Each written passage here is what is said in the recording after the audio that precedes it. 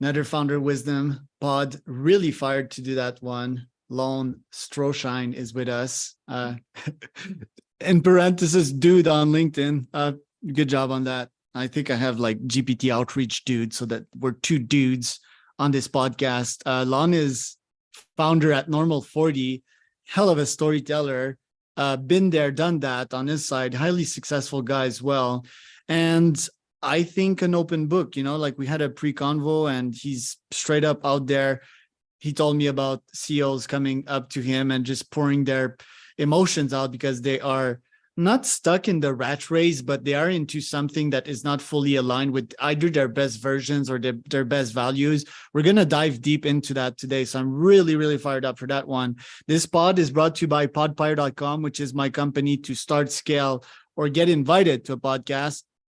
Podcasting is great. Lon and I will talk about it today because Lon has his own pod, but it's just the opportunity to get to speak to amazing folks like Lon, is the opportunity to get more subscribers, to develop a community, to get leads, and even to get clients. So yeah, Lon will tell you about it a bit later on. For now, you can go on podpire.com if you want to start, scale, or be invited to a pod.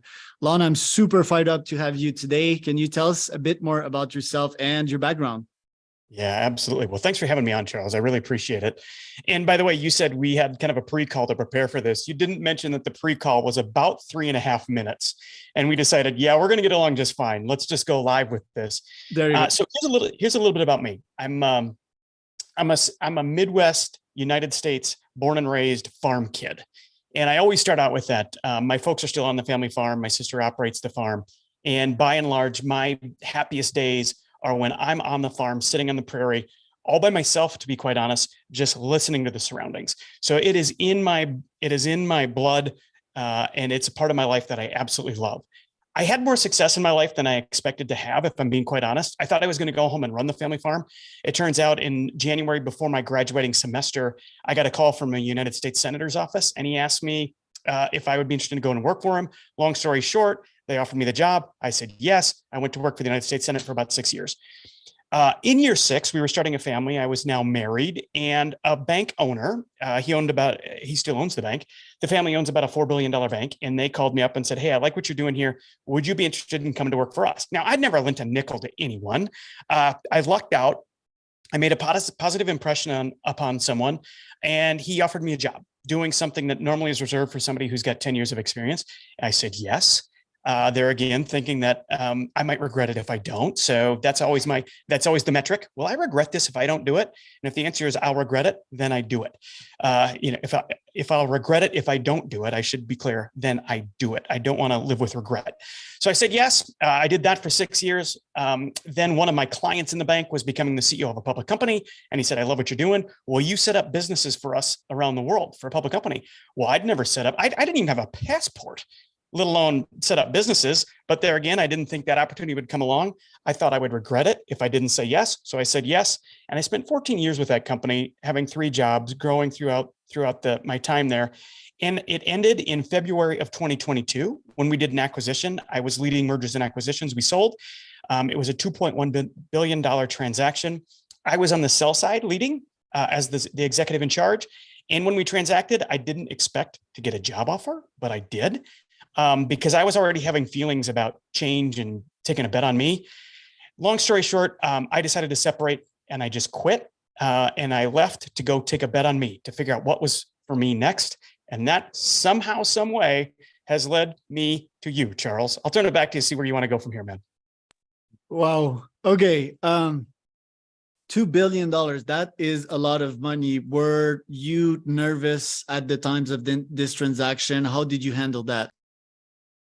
No, I wasn't nervous. Here's the secret of big transactions. The bigger they are, honestly, the easier. I mean, I'm being honest, especially when we're public to public. I mean, it's just kind of how it works. I would say I had more anxiety when we were buying companies and they were 30, 40, 50 million than I had about, it wasn't just me. I want to be clear. It was the team of executives leading the transaction on the sell side and our board of directors. I don't want to oversell my position here, but I was in charge of mergers and acquisitions for the company.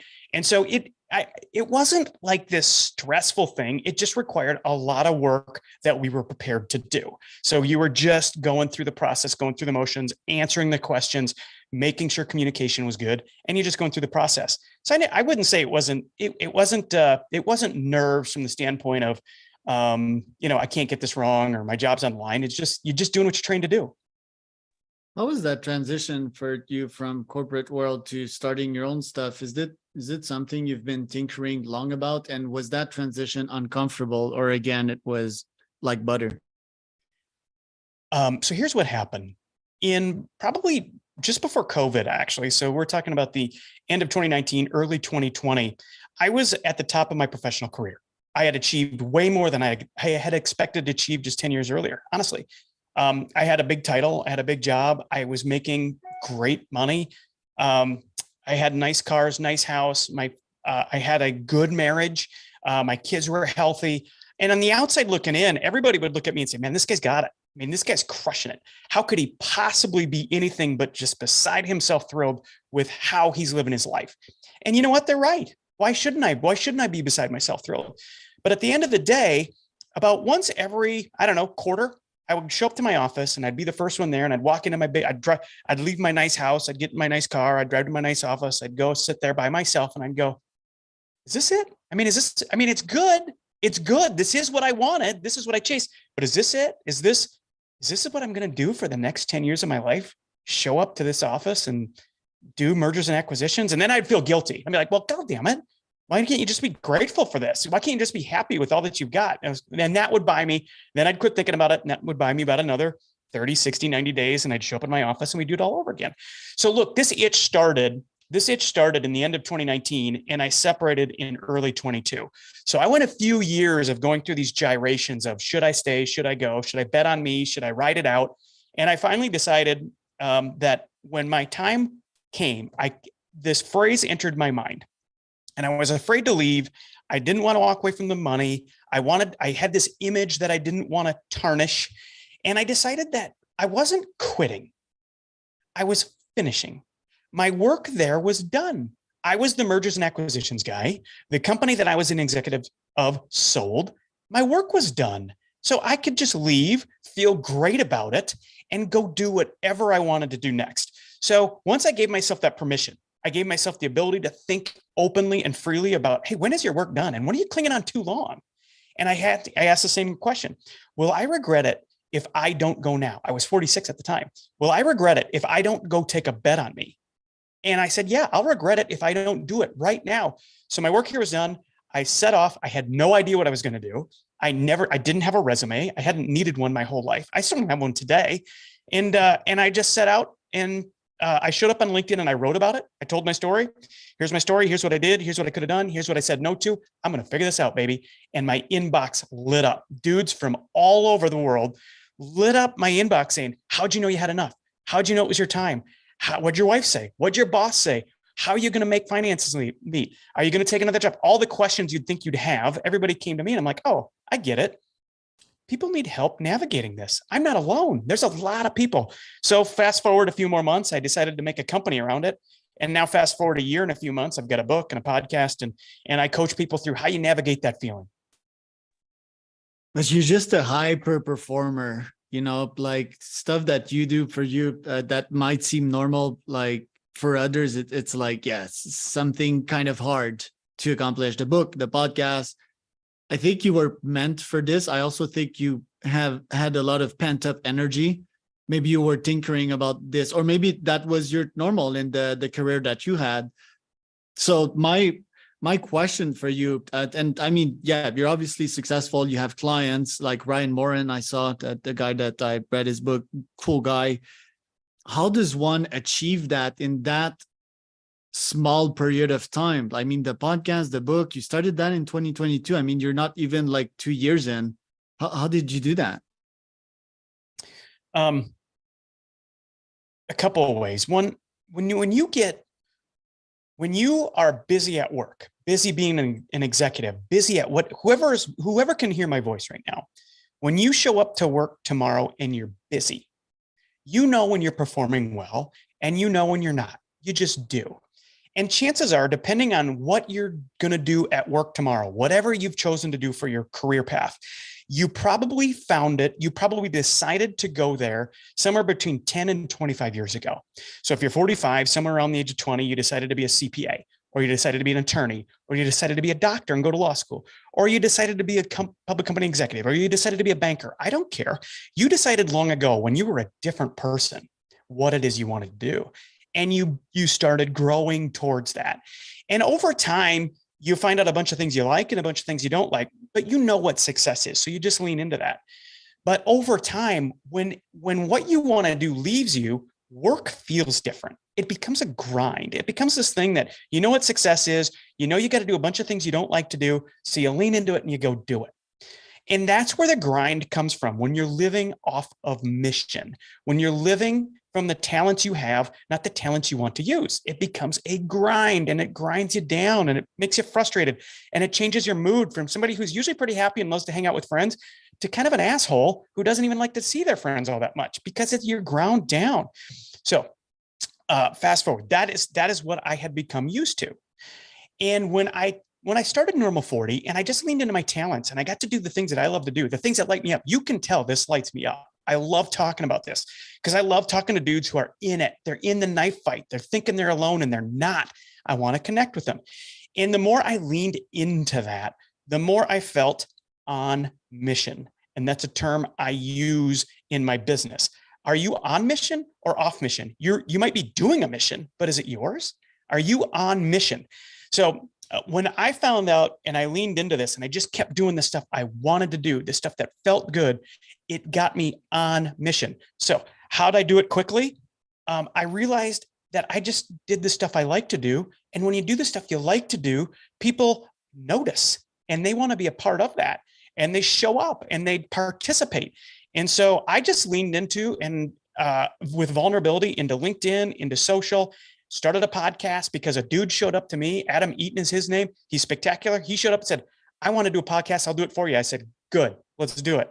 And so, I mean, you just show up and say yes to the things that feel good, but say no to the things you are off mission. And that's important. And then just chase it, man. Just chase it. So that's how I did it. I think like I said, I've had elements of luck, and I might've had some elements of luck in this part of my journey too. Yeah. And just like being trained to be this Spartan, you probably don't even realize it to this day, but you're just this business killing machine, and you had pent up energy as well. Plus you've got like a couple of serendipitous events. So good way to think about it, on mission. I will remember that. I consider myself to be, a pit bull chasing something. And when I grab onto something, I just don't let go, That's how I view things. Am I on mission right now? Certainly with this podcasting thing. I think I'm scaling it. The problem is, if I allow myself to make a Navy SEAL analogy here, there's always a commander and there's mostly executors, so the platoon leader and so forth. I'm the platoon leader for sure. I participated in the plan, but sometimes I'm so much in the action that I forget about the plan. Do you have any tips for that? Yeah, I mean, the biggest thing is just to really understand yourself and be honest with yourself. And I'll use my own example. And I think this is going to be true of most people. When you're in a position and you've got a team and then you have a boss, I mean, that's most of us. I mean, even a CEO has a boss. It's called the board of directors. So when you're in that position, you realize that there's a whole bunch of things that you as the leader need to do.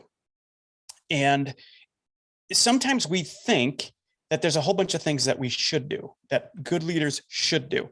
And we start stacking on all of these shoulds. So we should, of course, go see our customers with our team. We should be a good mentor. We should understand the strategy. We should push people harder. We should meet our quarter end. We should.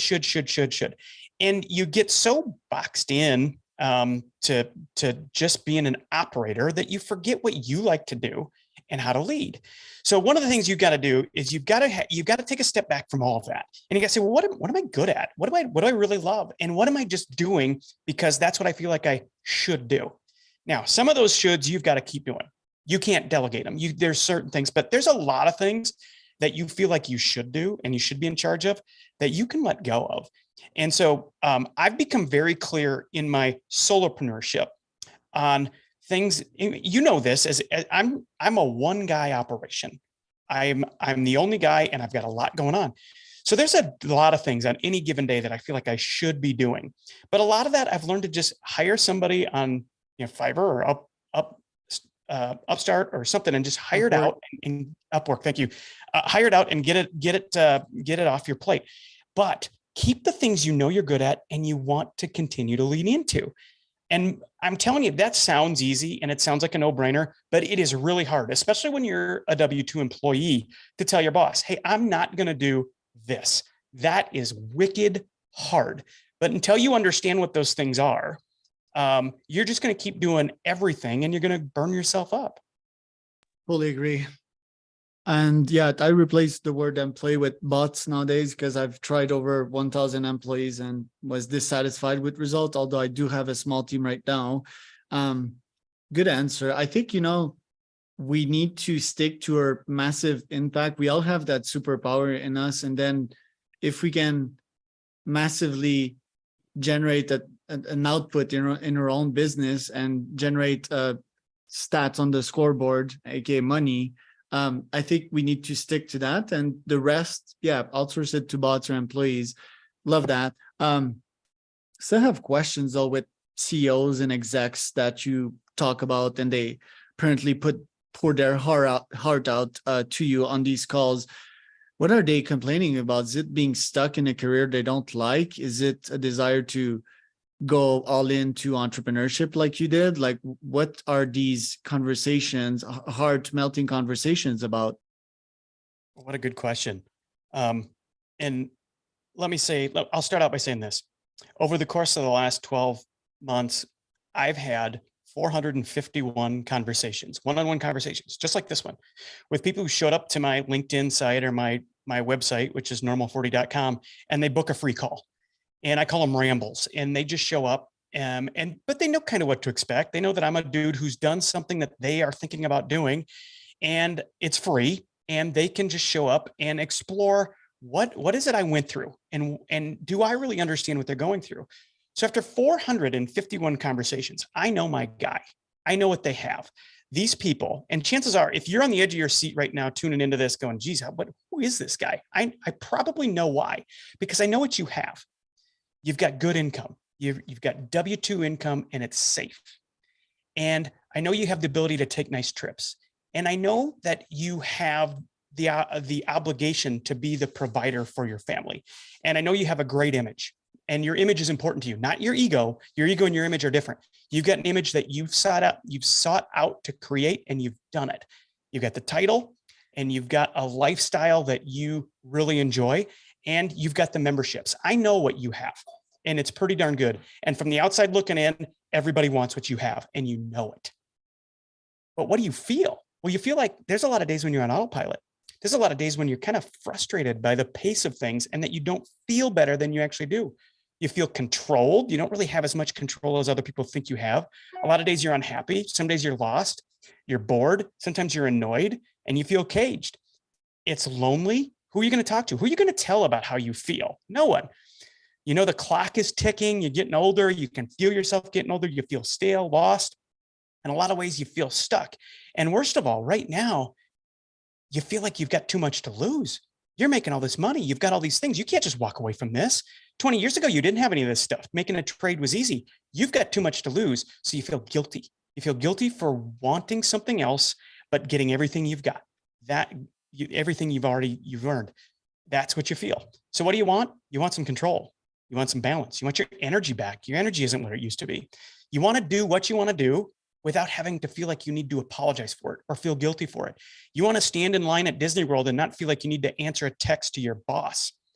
You want some time with your family. You want friendships. You want to feel present. And this one's important. Dudes show up to me and they want intimacy. And I'm not talking about sexual intimacy. They want intimate friendships. They want the ability to have a conversation just like you and I are having, Charles, but they want to do it deeply with people who they can trust to have a two-way conversation with. They need some passion in their marriage. They need ease. And the last thing they want is to laugh. These are the people who show up every single day and they talk to me. And why do they pour their hearts out? Because I'm a dude they've never met. I'm a name on a LinkedIn profile, and I'm safe. because I don't know their boss, I don't know their wife, and I don't really know their story, but I do. And they pour their hearts out to me, and I'll be the first one they've told because I'm the first intimate conversation they've had in probably a year about how they feel. So that's why these conversations take on a lifestyle of their own. But that's why I keep showing up to say, dude, we can fix this, but you got to start showing up for yourself. Nobody's going to show up and do it for you, man. There ain't nobody who's going to fix this for you. It's on you. Wow. A lot of power in that last 2 to 3 minute sentence. I resonate with pretty much everything that you say. It's the reason why I started level96.com, which is my community. The first level is free, level 96, and then the ones are paid. Having a community is so goddamn important. Every point that you mentioned as well, although me, I can't relate to W2 stuff because I've been an entrepreneur for the past 10, I still resonated with it. That's how good you are at speaking and like getting to these points. I could like picture myself in the shoe of that person, and I could relate to some points, you know? But yeah, definitely being a bitch to a boss is not in or man's DNA, in testosterone, you know, like that's the very reason why I got started in business, you know, not only because I was smarter than my bosses, but because I didn't want to deal with someone that was telling me what to do. So can definitely relate to that part. And it's very, I didn't know that it was also lonely in that world, because me, I talk to CEOs every day, 10 to 15 times a day. I know how lonely it is in that position because you're sitting at the top, you know. Who will you talk to? Your board? No, your board's not even on your side in most cases. So that's why communities come to the rescue here, and you can talk and you can pour your heart out in these conversations and just make sense out of what you're living. And I really love also hearing laughing, you know. It's so serious out there. Like, why so serious? Why can't we have a laugh? Why can't we play? Why can't we have fun? Why can't we be kids, you know, and run and fight and be little boys? Sometimes I think it's a good thing to go back in our childhood and embrace our true nature. And especially in men, what I see and what I very much see in myself is being heart-centered. I use this as a weapon for God knows how many years, you know. It's a very, very lethal weapon. But what about the heart? There's so much wisdom in the heart for connection, to understand things that the brain cannot understand. And what if you go down the heart? You know, what is there? There's a gut, you know, to listen to that gut, what it's telling you sometimes. So what do you think about these points in men and in executives nowadays? Well, executives get where they're at by being really good with their head.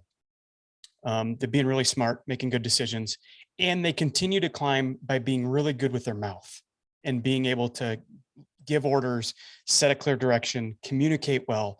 I mean, these are the hallmarks of what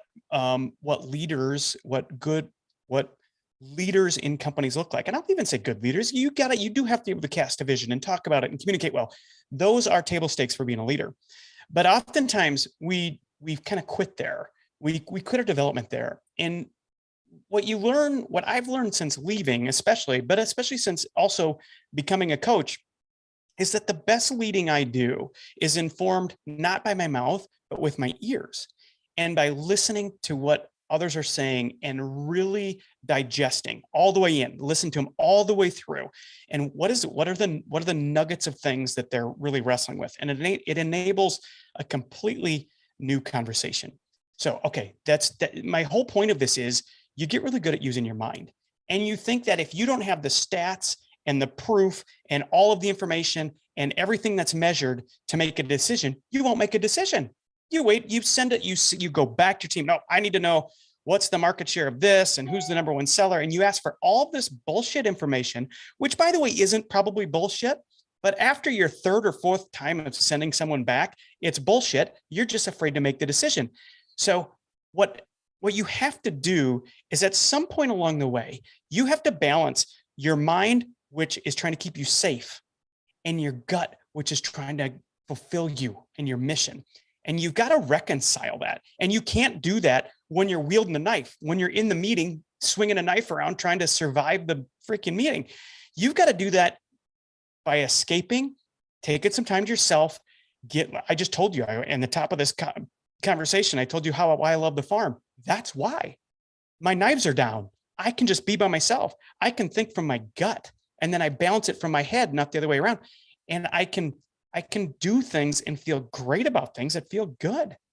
And so I am a big believer in trust your gut. And not everybody is. And everybody's wired different. If you take an accountant, it's hard for them to trust their gut. Show me the numbers. I'm not an accountant. I come from more of the sales side of the organization. I'll make big decisions, huge decisions with probably 35% of the information. That too is good and bad. So I'm not here to say that's the right formula, but I'm saying I know it. I know how I'm wired, and I know then how to reason through it. Right. Depends like on how you're wired, but generally speaking, filling your brain out with information and then letting the heart and the gut do their things over the process of multiple days. It's funny, you know, like me, I wake up on a daily basis with podcast insights, you know, like, okay, I wake up and literally 1 minute after waking up, I have like, okay, you should do this, that, and that. Magic. The transition. And exactly when I heard you say they should take a bit of time away from that world, I pictured that exact same spot as you, just that me, it's like a little lake and with a rock that I can sit at and meditate and look at the lake and a sunset or something. That's what I pictured. The transition's an important topic here. Some might feel that they're kind of lying or not staying true to themselves, their companies, and the execs they're accountable to. It's not really that way. I feel it's just, first, it might benefit their performance to take some time for themselves and think and journal and get some insights out of what they want from life. It's not necessarily stopping to have a setback. I think it will also help them in their pro career. But my question is, it feels like there's still a very tough transition there, a hard 0 to 1 transition if they want to make the move. First, like, what kind of move can it be? Can it be to a company that is more aligned with their value, in which they can have more power, in which they can have shares, in which they can be more entrepreneurs? Or does it need to be the 0 to 1, like full-time entrepreneur, like you did? Does it need to be that rough? Can it be a bit softer, a softer landing, or does it need to be a hard landing? So here's what I tell all my clients. So 2 things. One, I don't let companies hire me. So like, if a company wants to hire me for their employees, I don't do that. Here's why. Because if I'm talking to somebody who after meeting 3, 4, 5, 8, or 10, they decide, hey, look, I've got this passion. I want to go be a chef. I don't know, some other thing.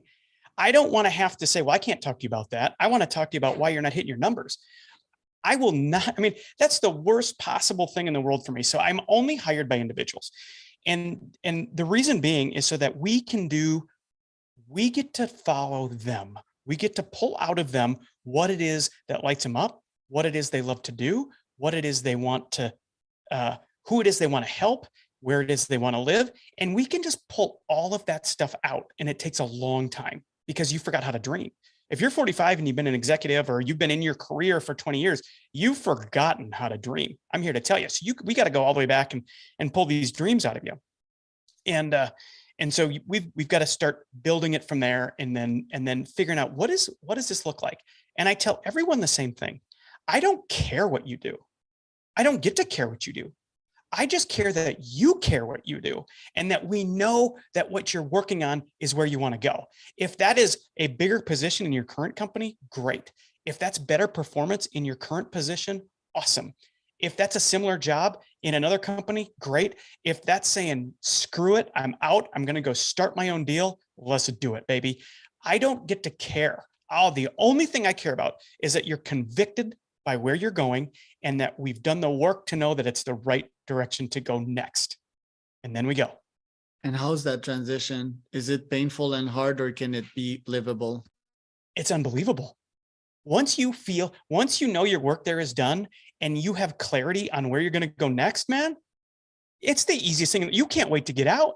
You can't wait. It's like, you know what you start hoping for? you hope for a downsizing. You hope you get laid off because then you got a severance package too.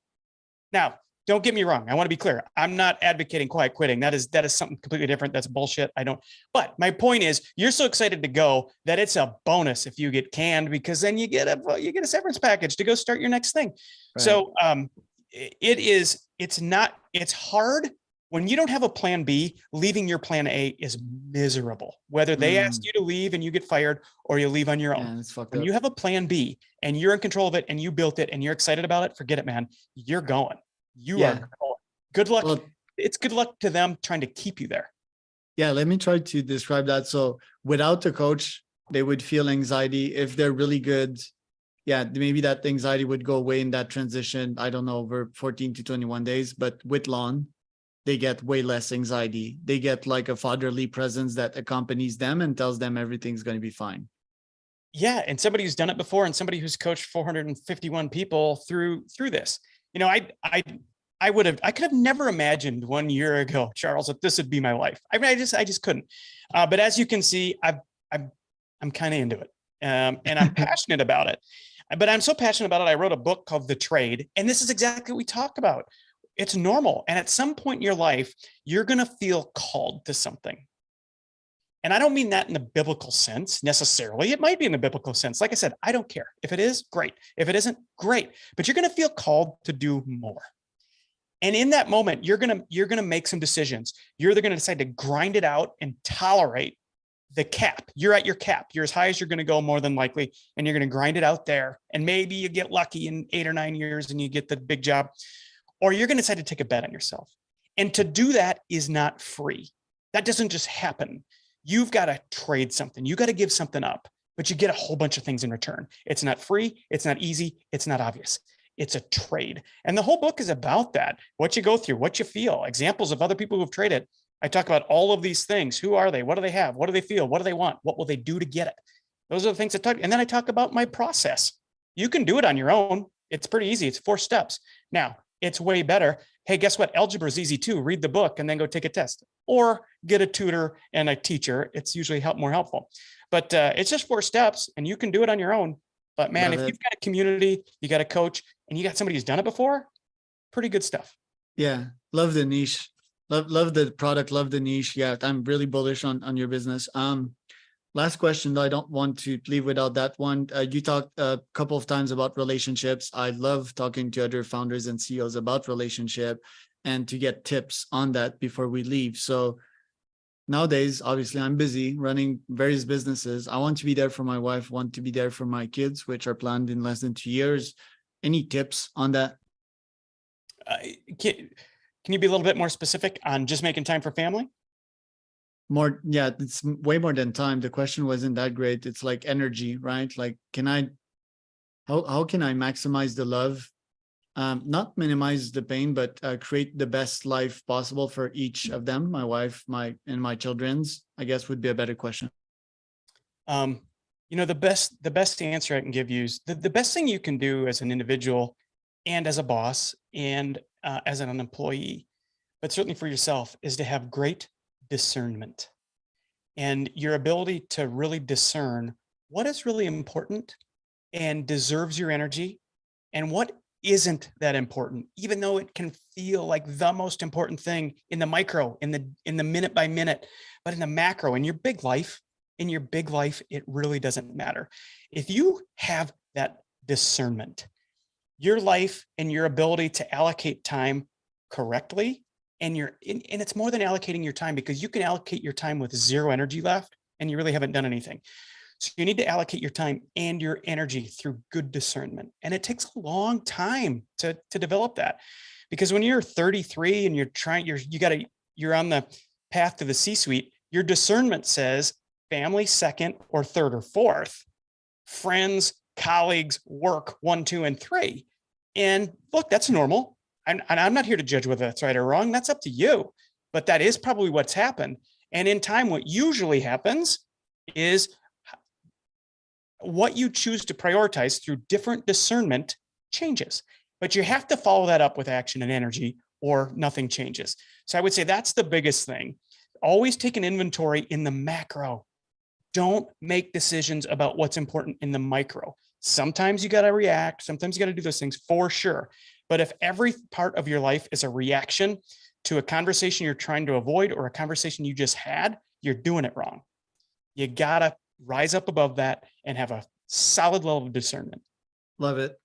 And yeah, let's never forget that we are our first priority. Like, it's your own oxygen mask first, right? And then second, us as men, and I don't want to sound prehistoric here, but we're out there hunting, and our goal is to protect the family, make sure that they're healthy. That's the number one goal. And then, yes, I really love the discernment part. Where do you want to invest your energy? And that takes a lot of experimentation. So thank you for that wisdom, Lon. Where can people find out more about you? A couple of places. Probably the place I show up most often is on LinkedIn. And that's where most of my following is, just Lon Stroschein at LinkedIn, or Normal40 on LinkedIn. They're both going to find me. And I have a closed, free, private community in LinkedIn that you can join. I let people in usually once a week, and you can come in, and there's a little over 3,000 of us in there, and men and women feeling, if what I described earlier, who you are, what you have, what you feel, what you want, if any of that's resonating with you, come on into that community, because that's where we hang out. Nobody in big LinkedIn knows you're there. Nobody in big LinkedIn knows if you're commenting or liking or engaging. You can just come in, and it's free. And I show up there on occasion, and the community is great. So you can find me there. If I'm in LinkedIn, I post every morning. The other place you can find me is normal40.com. And I've got another community there. It's $25 a month, but I'm there. I'm in there. I'm bringing this heat twice a month to the people who are in there, and we're living it and coaching through it. And I've got a book. 3 weeks ago, I put out a book, Charles, that I can't believe how well it's done. I self-published it. I wrote it myself, and it's kind of blowing my mind with who's finding it. And the notes I get from people are blowing my mind with the decisions they're making, and the focus it's given them, and the energy they get back when they use these lenses that I'm talking about. And it's a quick read. It's 170 pages. Everybody can have 6 hours in their week to eke that out. So the book is called The Trade. It's available on my website, normal40.com, or on Amazon, The Trade by Lon Stroschein. And you can find me in those places, man. Oh, one more thing. I've got a podcast called Normal40, the podcast. I show up there. I very similar to you, Charles. I don't know if I'm as big a deal as you are here, but I get some my podcast is unique because I just talk to dudes, well, men and women, but I use the word dude a lot. So forgive me for that. I just talk to people who are in it. They're in the fight, and they tell their stories, and some of them, and their stories are incredible. And we just keep it real. Love it, Lon. Yeah, dudes and dudettes. Podbuyer.com if you guys want to start a podcast, scale a podcast, get invited to one. I'm Charles Cormier, your host.